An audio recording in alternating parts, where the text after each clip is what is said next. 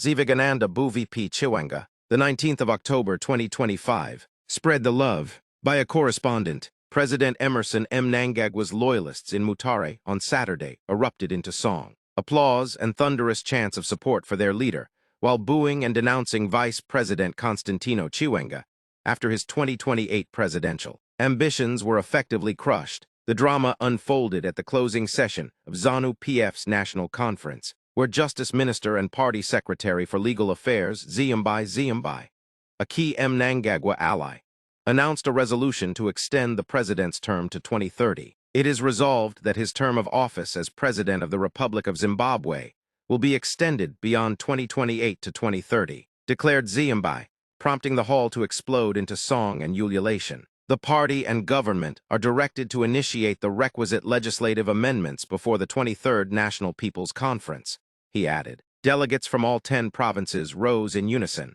waving party flags and chanting, 2030 Ndaya Emmerson, 2030 belongs to Emmerson. ZVAITWA praised Mnangagwa's visionary leadership and tangible development milestones, saying the extension would allow him to steer Zimbabwe toward Vision 2030, the government's goal of an upper-middle-income economy. The ZANU-PF Youth League, led by Secretary Tino Machakere, backed the resolution. In order for our revered president to see through Vision 2030, His Excellency must continue until 2030, declared Machakere to thunderous cheers. Mnangagwa's second and final term is constitutionally due to end in 2028, but his supporters have now turned the long-whispered desire for an extension into an official party directive. Although the president has previously described himself as a constitutionalist who would not overstay his mandate, the developments in Mutare indicate a well-coordinated campaign to entrench his rule. The Mutare Conference also marked an escalation in the long-running power struggle between Mnangagwa and his deputy, Chiwenga, a rivalry dating back to the November 2017 coup